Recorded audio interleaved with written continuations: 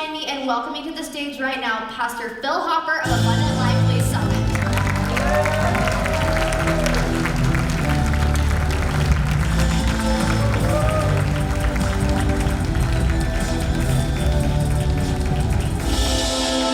Hey, would you give it up right now for Counteract USA? I am so proud.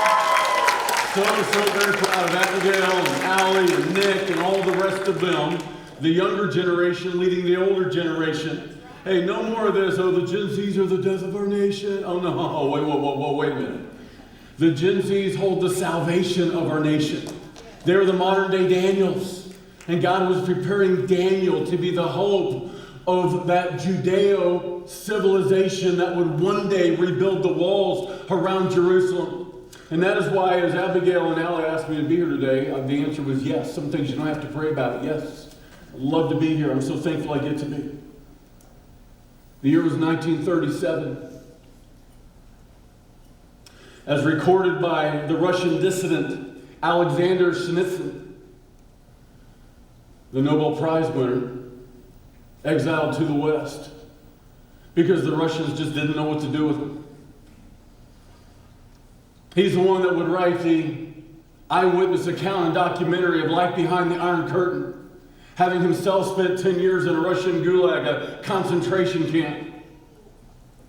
1937, a Russian official comes to a town. He's there for one reason, to sing the praises of one Joseph Stalin. All the men of that area are gathered up into one place. They're all in the civic center of this one town. Hundreds and hundreds of them in a gathering much like this one. This Russian official, this communist official, gives a rousing speech about the amazing character qualities and attributes of their great premier, Joseph Stalin. And at the end of the speech, every single man that was there stood to their feet and began to applaud with great enthusiasm. The standing ovation went on for a full minute. It went on for 2 minutes. Hundreds and hundreds standing together, applauding this speech, singing the praises of Joseph Stalin. It went on for 3 minutes, 5 minutes. This ongoing applause, this standing ovation, 9 minutes, 10 minutes. Nobody wanted to be the first one to sit down. At the 11-minute mark, one man, who happened to be the director of the local paper factory, sits down, puts his hands in his lap, stops clapping. And almost on cue, all the other hundreds of men that was there, they too sat down and stopped clapping that very same night. The director, the manager of the paper factory was arrested on trumped-up charges. He was tortured into a confession where he was sentenced to a decade in a Russian gulag. And as he signed his confession, the interrogator looks at him and says these words, "Never be the first one to stop clapping." Here is a man that chose to take a stand by sitting down. And today we're here to talk about taking a stand in whatever fashion, whether it's 1937 AD or the 21st century, or perhaps 605 BC. His name was Daniel. There's so much to learn about the present as we examine the past, because we're no longer a Judeo-Christian civilization. Let's just come to terms with where we are now. We're no longer a Judeo-Christian nation. We're living in a Babylonian civilization with a Babylonian worldview, and we need to learn from the past to prepare for the future. Would you look at Daniel chapter 1 with me? Let's read this together, because there is so much to learn. As we retrace the steps to the past, we're going to see the steps to the future. It says these words in Daniel chapter 1 in verse 2. "And the Lord gave Jehoiakim, king of Judah, into his hands," that's Nebuchadnezzar in verse 2, "with some of the articles of the house of God, which he carried into the land of Shinar to the house of his God. And he brought the articles into the treasure house of his God." It's the 3rd year of King Jehoiakim. It's 605 BC. Nebuchadnezzar, the king of Babylon, has now marched on this city. He's marched now on this city and this kingdom that Daniel was raised in. Look at what it says now in verse 3. "Then the king instructed Ashpenaz, the master of his eunuchs, to bring some of the children of Israel and some of the king's descendants and some of the nobles, young men, in whom there was no blemish, but good-looking, gifted in all wisdom, possessing knowledge, and quick to understand, who had ability to serve in the king's palace, in whom they might teach the language and the literature of the Chaldeans. What's going on in 605 BC? The walls of Jerusalem have fallen. Daniel's civilization is in erosion. This once godly nation that had been redeemed from Egyptian tyranny, God brings them into this land He promised would flow with milk and honey, this land of beauty and bounty and prosperity and plenty. God tells them, listen, there's just this one thing, never ever stop being godly, because when you turn from me and turn to idolatry, you will eventually go into captivity. And that is always the pattern of the rise and fall of nations. That is always the pattern of the rise and fall of kingdoms. God had brought them to this land. He had set the table of prosperity for them, this land of plenty, and there was a time that they were indeed godly. But over the generations, they had turned from God. They had gone into apathy, and spiritual apathy always becomes spiritual apostasy. And when you're in apostasy, it eventually becomes anarchy, and everyone does whatever is right in their own eyes. And I want you to see that as the pattern of our nation. Now, don't misunderstand. God has only one chosen nation, and it's Israel. He has only one chosen people, and it's the Jews. That's not me and you. But listen very carefully. The pattern is still the same. And in some way, God brought us in Western civilization to a place of beauty and bounty and prosperity and plenty. Yes, there was a time that our nation was fundamentally godly. Not that everything about America was ever completely godly. I'm not suggesting everything about our nation was always Christian from its inception. But generally speaking, the average American had what we call a Judeo-Christian worldview, meaning their view of the world was built on Christianity. Their view of the world was built on the Bible and biblical morality, and that biblical worldview, that vision, that understanding of who I am and my identity. But there was a time, much like the nation of Israel, that there began to be a drift. Spiritual apathy gave way to apostasy, and where we no longer care about the truth. Apostasy is when you're turning from the truth. And apostasy eventually becomes anarchy, and anarchy says there is no truth but my truth. And you can understand now where we are in that pattern as we retrace the steps of the past to understand the steps into the future. Understand what Nebuchadnezzar was doing. He knew exactly what he was doing. This was not simply a war he was fighting for material wealth and more land. Yes, wars have always been fought for material wealth and land, but Nebuchadnezzar was fighting more than simply a war for more land and more wealth. I want you to notice two things about this war Nebuchadnezzar was fighting, and the reason he besieged Jerusalem and carried some of the choice Hebrew teenagers back to Babylon with him. Number one is this: Nebuchadnezzar was waging a religious war. He was waging a religious war. I want you to notice what he did as he besieged Jerusalem in 605 BC. He didn't just carry back some of the choice royal seed, teenagers of influence and prestige. No, he also went into the house of God, the temple of God, and it says he plundered the temple of God, and he took back with him some of the sacred elements of worship, the golden goblets, the golden cups, the golden candelabras, and Nebuchadnezzar would take them back, it says, and he would place them in the house of his God. He worshipped a god known as Marduk, one of the Babylonian gods. Understand, in a Babylonian society, there's not just one god, but there are many, many gods. They are pluralistic theologically. See, we're no longer living in a nation under God. We are living now, no, it's not a godless nation. That is not the problem. No, we live not in a godless nation, as I hear some people say. We now live in a nation of many gods. Any God will do. Just pick a God. See, that's a Babylonian worldview. Who are you to say there's only one God? No. See, Nebuchadnezzar was a Babylonian. He was pluralistic in his theology. There were many, many, many Babylonian gods, but there was one God above all other gods. It was Marduk. He takes the elements out of the house of God, Daniel's God, and he puts those sacred cups and goblets into the house of his God. What was he doing? This was a trophy case. He was tearing down the goalposts. You see, what he was trying to do was to erase forever the God of Daniel from all the memory of the Hebrews. And in essence, what he was doing is saying, my God is greater than your God. My God has conquered your God. You understand that we are a nation at war. We are a nation at war with itself. And we live at a time where the walls have fallen, the foundation is in erosion. And don't misunderstand, it is in fact a religious war. And Nebuchadnezzar was fighting a religious war, but not only was he fighting a religious war, he was fighting, number two, a culture war. This was very much a culture war. See, there is a reason Nebuchadnezzar carried Daniel and some of his friends back to Babylon. You see, when he allowed Daniel to live, and he didn't simply execute him and kill him, Nebuchadnezzar was not simply being benevolent. He wasn't simply being compassionate.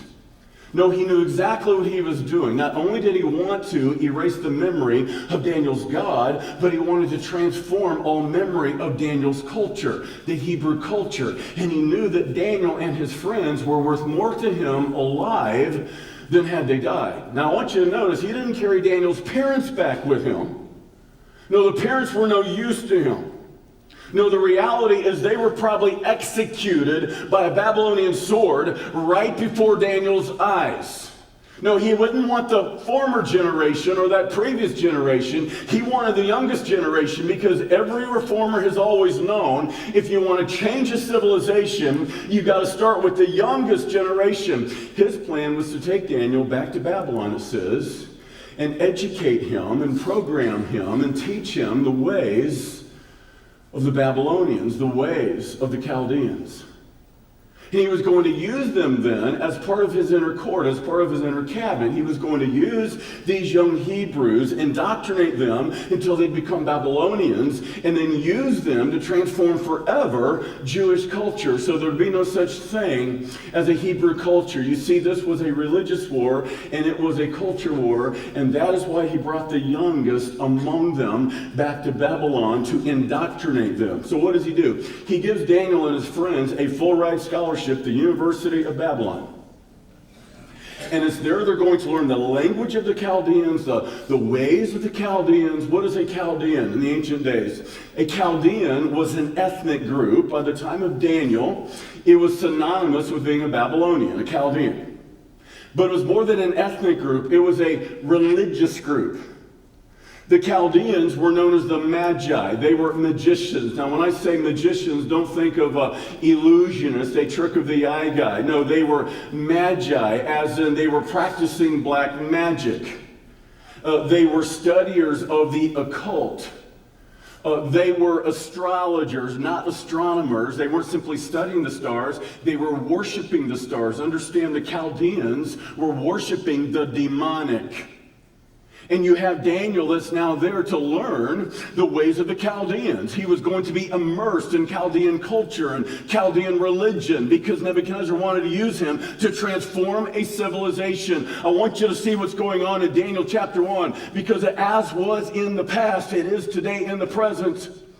As it was in 605 BC, it is today in the 21st century American society. Nebuchadnezzar knew the destruction and transformation of the civilization demanded indoctrination of the youngest generation. And this is exactly what is happening now. Daniel gets to Babylon. He immediately has a crisis of three kinds. First of all, he had an identity crisis. That gave way then to an authority crisis, and then he had a morality crisis. What happens? First, there's the identity crisis. You have Nebuchadnezzar changes his name from Daniel, it means God is my judge, to Belteshazzar, Bel's prince. What does Daniel do? All of a sudden, he has a challenge to his identity. Who am I? He had godly parents that had given him a godly name, so he never forgot his identity. He is gods. God is my judge. I am Daniel. But immediately, Nebuchadnezzar gives him a Chaldean name to replace his Hebrew name. He has this identity crisis that then leads to an authority crisis. All of a sudden, he's confronted with, who is my king? Who is my sovereign? God is my judge, Elohim. Oh, but not now. Nebuchadnezzar says, I am your king. I have complete power and control over you. I have the power of life and death over you. You see, when there's an identity crisis, and our civilization is having just that thing, an identity crisis, it always leads to an authority crisis. You understand why? Because who I am is defined by whose I am. Whose I am defines who I am. Daniel had been taught that I am God's. God is my judge. God has given me my identity. God is my ultimate authority. Now all of a sudden Nebuchadnezzar says, oh no, your God is not your one. He's not sovereign over you. I am your king. I'm the one that named you. I'm the one that makes you. I'm the one that owns you. I will tell you what to do. You see, an authority crisis that came from an identity crisis always leads then to a morality crisis. Immediately, Daniel was faced with a morality crisis. See, a godly Jew would not drink alcoholic wine, not like the Chaldeans would drink. And they would not eat certain meats that God said do not eat. He's immediately faced, as he gets to the city, will I stand or will I just blend in? Will I take a stand or will I simply do whatever it takes to live? And I want you to see we are faced in the very same way with these same three crises. Who am I?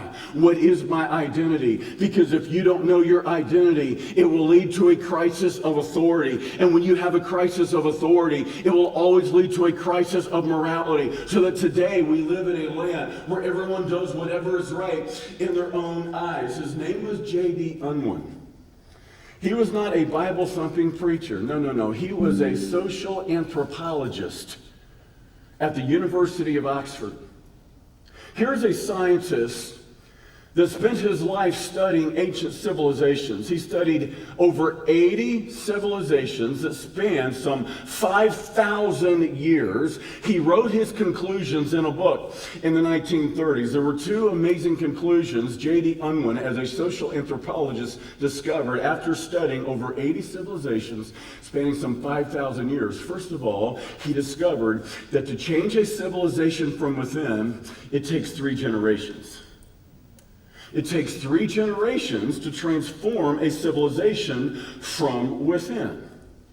And the second thing he discovered was this: civilizations that succeed, civilizations that are healthy, civilizations that last, that succeed, it is always relevant to a core value of that civilization having a core value of sexual restraint.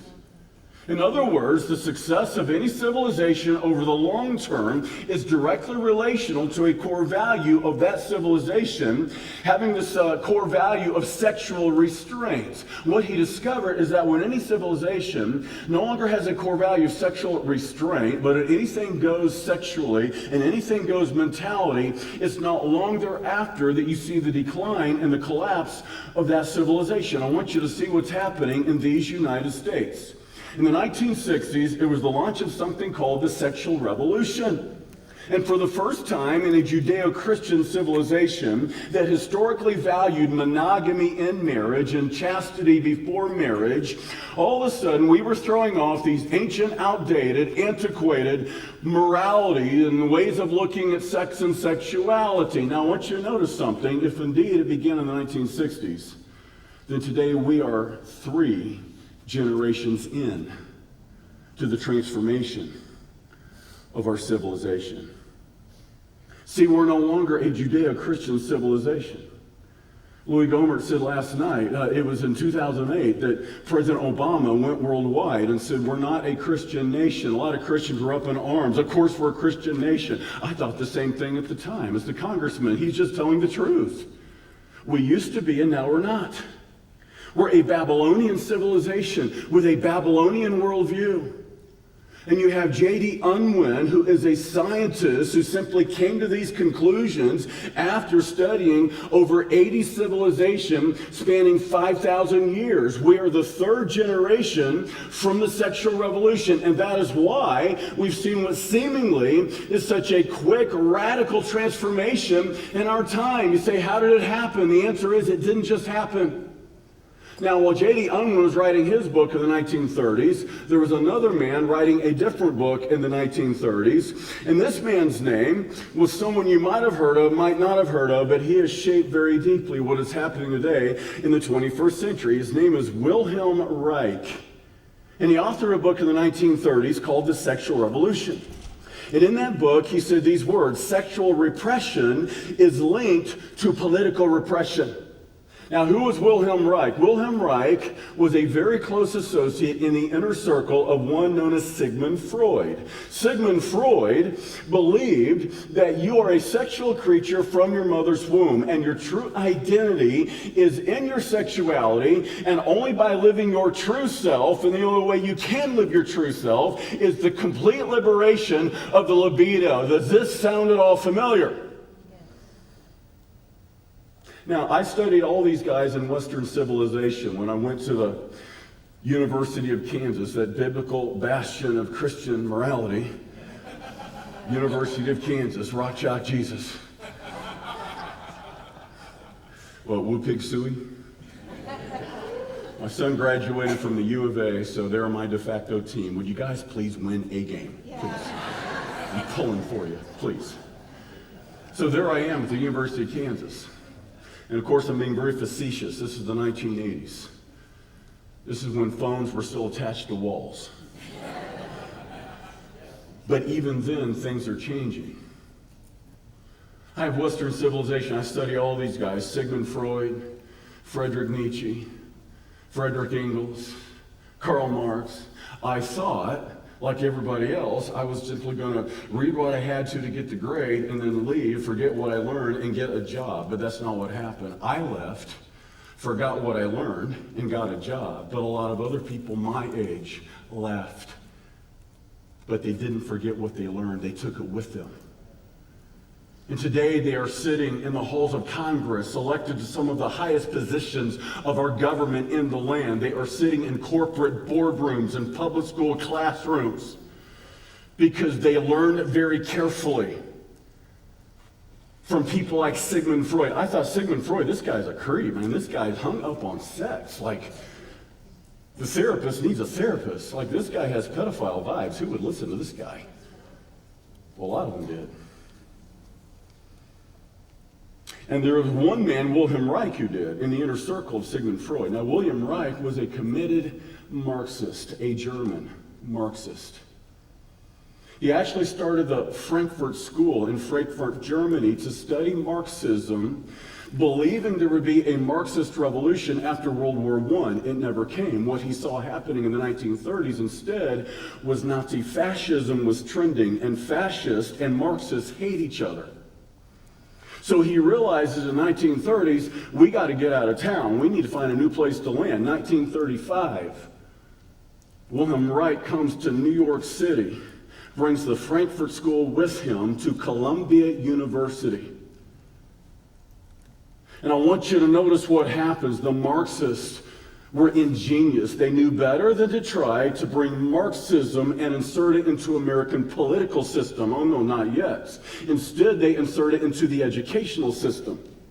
How does the sexual revolution of the 1960s happen? Listen, it didn't just happen. The sexual revolution didn't start the sexual revolution. It was the result of 30 years of being introduced into the educational system, in the institutions of higher learning, like a slow drip, and you're hooked up to an IV line, slowly being poisoned by a toxin. That is what has been happening in these United States of America. 30 years of a slow drip of Marxism, and you have 30 years later then, the birth of the sexual revolution. Wilhelm Reich, as an avowed Marxist, knew exactly what he was doing. He would change a change civilization from within. He would not do it through the political system. He'd do it through the educational system. He said these words, sexual repression, is linked to political repression. What he meant by that is this.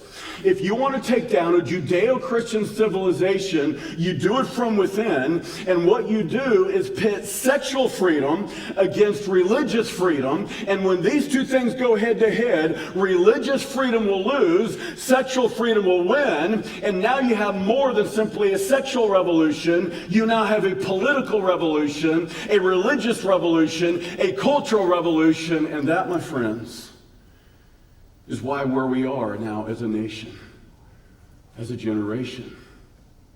It happened exactly as they planned. Now, while Wilhelm Reich was writing his book, The Sexual Revolution, J.D. Unwin was writing his book entitled Sex and Culture. Having studied over 80 civilizations spanning some 5,000 years, he wrote this in the 1930s. Look at what it says. When total liberation is embraced, when total sexual liberation is embraced, society is characterized by people who have little interest in much else other than their own wants and needs. At this level, the culture is usually conquered or taken over by another culture with greater social energy. Now, I remind you, J.D. Unwin was not a Bible-thumping Baptist preacher. He was a scientist. He is simply following the evidence wherever it leads. And it begins to explain where we are now and how we got here. 3 generations after the sexual revolution. And people ask me sometimes, Phil, how did this happen? Like, just in the last 10, 20 years, it seems like so much has changed so fast. It didn't just happen.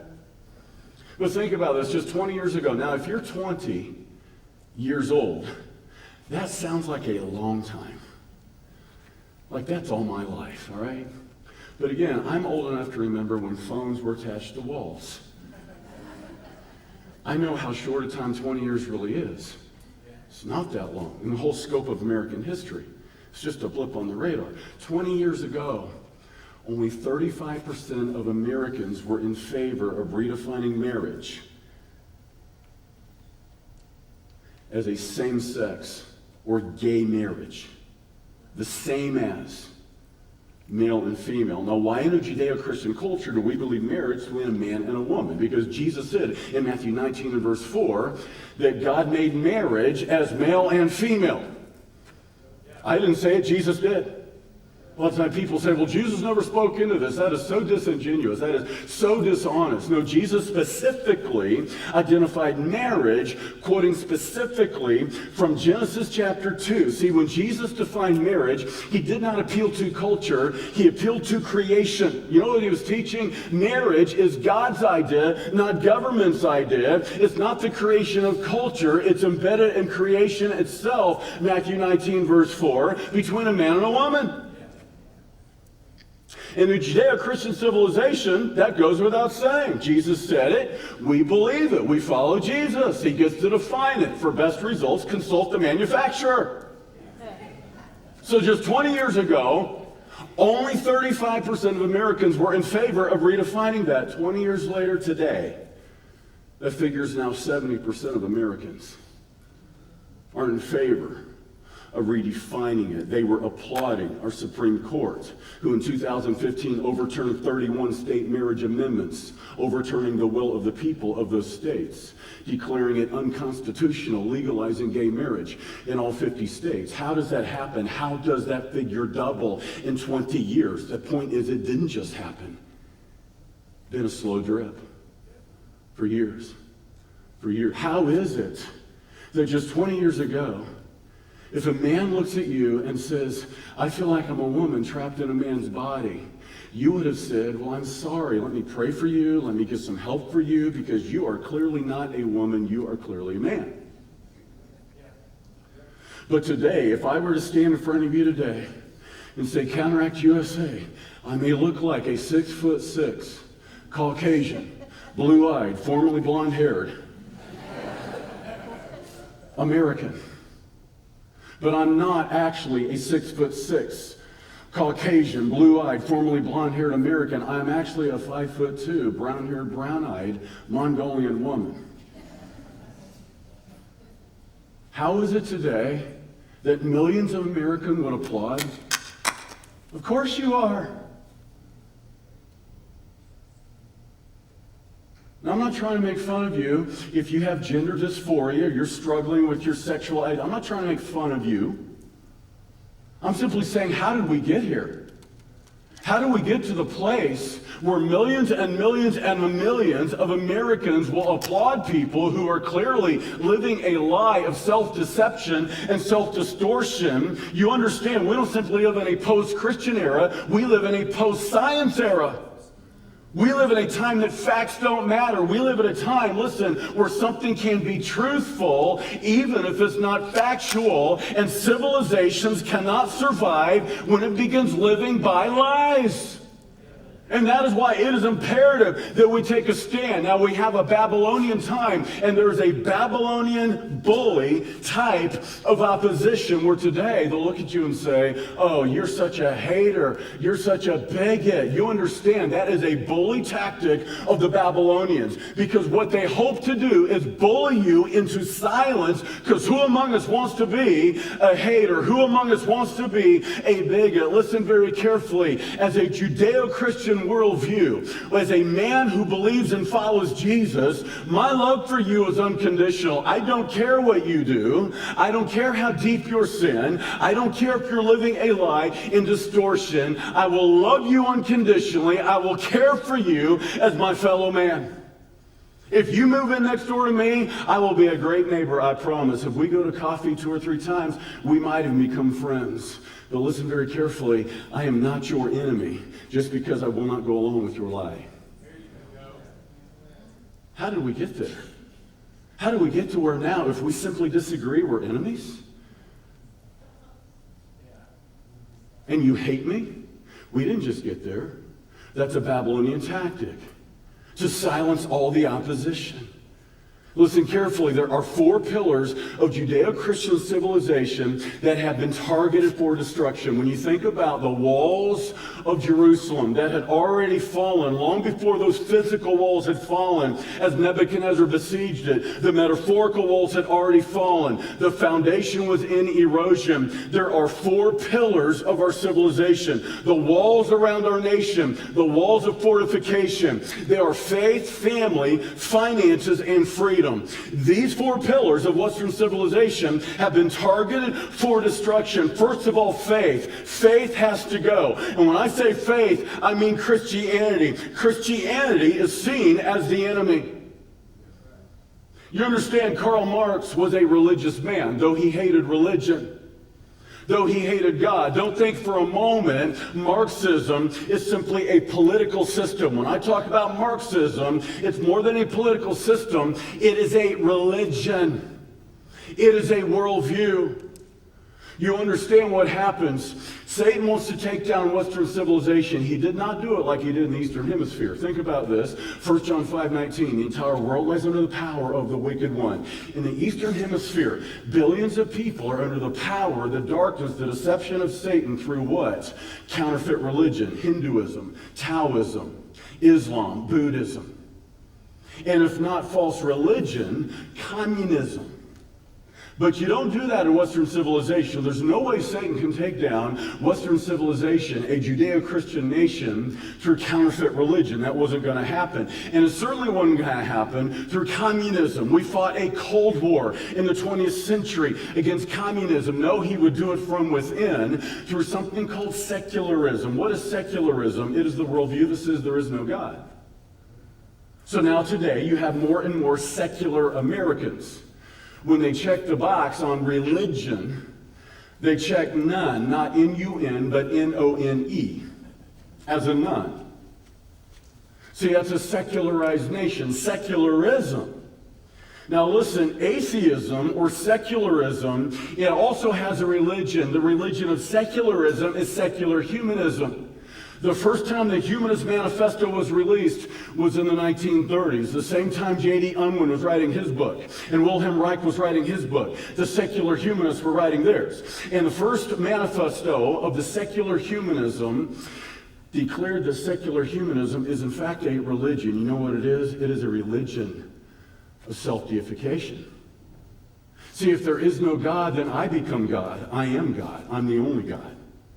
Secularism gives way to secular humanism, which is self-deification. Self-deification has a church. It's called Marxism. You see, if there is no God, government becomes God. And instead of a government that serves the people, now you have the people serving government. Instead of people that are free to serve God, now you have people that are forced to serve their God, which is now government. Which is why Joseph Stalin murdered 20 million Russian Christians, because they were a threat to his kingdom of Marxism. And that's why we see faith, specifically Christianity, being targeted for destruction. The second one is family. Faith and family run hand in hand. See, your Christian faith defines your view of what is a family. And that is why today, the nuclear family, the biblical family, is also targeted for destruction. Mao Zedong, who led the communist revolution in China in the 1950s, he wrote these words in 1927. These four authorities, political, family, religious, and masculine, are the embodiment of the whole feudal, patriarchal ideology and system, and are the four thick ropes binding the Chinese people, particularly the peasants. Now, here's the irony. He's the man that was for liberating the peasants, but in his revolution, he murdered 65 million Chinese, most of them peasants. You see, here's the irony and the hypocrisy of Marxism. Marxism views the world through two groups of people. You're born into your group. You can do nothing about it. You're either an oppressor or you are the oppressed. And the nature of Marxism is to fight for those who are oppressed. But eventually what happens, the oppressed themselves become the oppressor. Which is why our modern social justice movement is not at all the movement of Dr. Martin Luther King, who wanted equality, reconciliation. No, this modern movement is not for reconciliation. It is for retribution. It is not for equality. It's all about power. Yes. When you listen to the dream of Dr. King, I dreamed that one day my children would be judged not for the color of their skin, but the content of their character. You understand, that is not the modern social justice movement, where no longer are you judged not for the color of your skin, but the content of your character. No, instead you're judged, in fact, for the color of your skin, because if you're in the majority demographic, you're automatically an oppressor. And if you're not in the majority demographic, you're automatically oppressed. And there's nothing you can do about it. It sees the world through the oppressor and the oppressed. Which is why, last night, one of our speakers said, we live at a time where being a victim is celebrated. Who wants to be an oppressor? I'd rather be in the other group, oppressed. Now I want you to notice, Mao Zedong, political, family, religious, masculine, these are the four thick ropes binding the Chinese people. You see, he saw these as the pillars of civilization. Notice he mentions masculine specifically. He knows that if you want to take out the family, you got to take out daddy, because if you can take out daddy, daddy is often destiny for the family. And that is why specifically men have been emasculated in this Babylonian civilization. I don't find it ironic at all that it tells us that Daniel was given to the charge of one known as Asaph, the master of the king's eunuchs. Now, if you don't know what a eunuch is, it is the difference between a bull and a steer. I know we don't have a lot of farm boys and farm girls maybe sitting here today. But if you don't know the difference between a bull and a steer, Google it later today. I'm not going to tell you, okay? Just later today, find out. But here's the point. He immediately would have brought Daniel back to Babylon, and he would have emasculated him. He would make a eunuch out of him. This is very common in the ancient days. with kings and their harems. If you were preparing a nail to be in your inner cabinet, spend lots of time in your palace, you're going to make sure that he did not lead a revolution, and if he did, it would not be testosterone driven. Winky eye. Do you understand why we've gone from the 1960s, Leave It to Beaver, the 1980s Cosby, where the father in the family is noble and wise and he's respected by his family, his wife, his children? Did you know that today the longest standing sitcom in American history is Bart Simpson?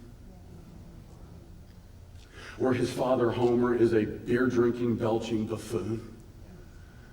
No, I don't think this is accidental. I think this is entirely intentional. You know why? Because in a Babylonian society, Babylonians are threatened by strong men. So we live at a time where we want to make all men bad men. Historically, there have been bad men. There is something called historic male chauvinism and male domination. But listen very carefully. You don't deal with bad men by making all men weak men, because when you make all men weak men, you no longer have strong men to deal with the bad men. So we live at a time where we're going to say all strong men is full of toxic masculinity and we need to emasculate him. I'm trying to tell you today, part of the future of our civilization is raising up some Daniels who will dare to take a stand. I'm trying to say today that Ezekiel said in his day, as a captive from Babylon, as he joined an autopsy of a fallen nation, he said these words in Ezekiel 22 and verse 30, I sought for a man among them. God says, I'm searching for a man among them or a woman among them that will stand in the gap and make up a wall before me for the land, that I should not destroy it. But I found none. What do we do from here? We know how we got here, but what do we do from here? We do exactly what Daniel did in Babylon. Here's the beauty of Daniel's story. They could get Daniel into Babylon, but they could never get Babylon into Daniel. Listen, God has placed us in this space, in this place. It is providential. It is not accidental. And what that means is we cannot get out of Babylon. But listen very carefully. We've got to get Babylon out of us. See, this was Daniel. He did not have power, yet he had influence. He was going into captivity. He would never have a position of power. And I'm convinced part of the problem is the church in America fought for power when we should have been fighting for influence. And you have Daniel as a model moving forward. Here's a man that would never have a position of power. He would be a captive in Babylon all the rest of his life. Yet though he had no power, he gained influence. I'll tell you why. Because Daniel was holy, Daniel was humble, and Daniel was hopeful. Listen carefully. An angry church will never ever influence our civilization. The answer is not yelling louder than the opposition. The goal is not to win arguments, it's to win hearts. And this is what Daniel was able to do. Even with a wicked pagan king like Nebuchadnezzar, he earned his trust. This is how we do it. We do it from within, not from the outside, but from within. You say, what do I do? We feel powerless. No, we are not powerless. We are the body of Christ. We have the power of God living within us. Supernatural power. Acts 1:8, the power of the Holy Spirit. God promised power. As a child of God, you receive the power of the Spirit of God. That word in the Greek, power, is dunamis, from which we get the word dynamite. You don't think you have power? Stick a piece of dynamite in somebody's hand and light it. See how it changes their life. Yeah, you got power. We're not powerless. We can make a difference.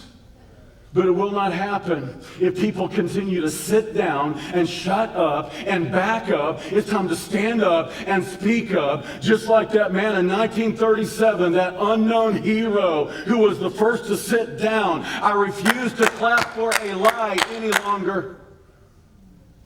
Well, what does this mean? There's several things, and I got to be done. Number one is this. You need to support groups like this, Counteract USA, being led by a 22-year-old, a 19-year-old. I mean, this is amazing. It's amazing. The next generation accepting the mantle of leadership, leading at such a high level. Hey, they've only just begun what could be 20 years from now. The move of God, the movement that is already happening. Become a monthly supporter. Ministry takes money.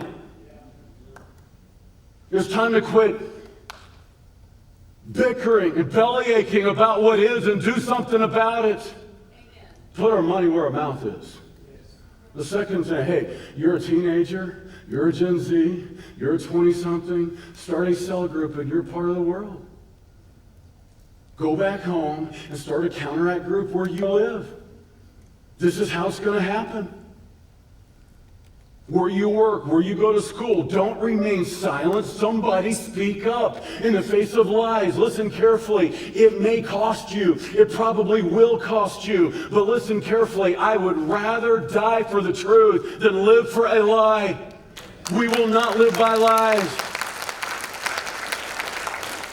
Daniel lived for the truth, and he lived to tell about it. Yes. We know the stories. God delivered him from the lion's den. He delivered his 3 friends from the fiery furnace. But for every story like that with a happy ending, there are the Apostle Pauls who got decapitated for the truth. There's the John the Baptist that got decapitated for the truth. There are the Peters that got crucified upside down. There is the Lord Jesus Christ. He was crucified though he was sinless.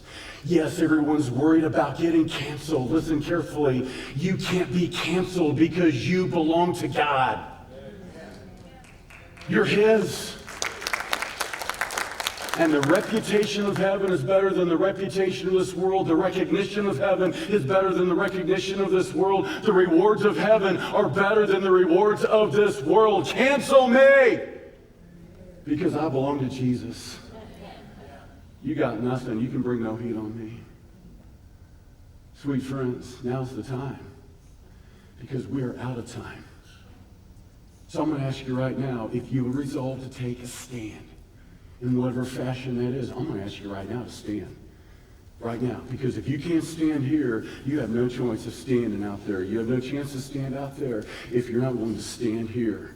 I sought for a man among them, or a woman among them, Ezekiel 22:30, that would stand in the gap and make up a wall before me on behalf of the land, that I should not destroy it. But I found none. In Ezekiel's day, in Daniel's day, God said, I found none. And the walls of Jerusalem had fallen long before the walls of Jerusalem had actually fallen. You know why? Because there's no one left to take a stand. Stand in the gap. But I'm convinced when God looks at our land, it's not hopeless. Because there are still men and women willing to take a stand. So I'm going to ask you to do this with me. Just raise your hands to heaven right now. Universal sign of surrender. Jesus, we are one person. And it may feel like we're all alone. And I can't make a difference. What does it matter? I'm only one. But God in heaven, I am one.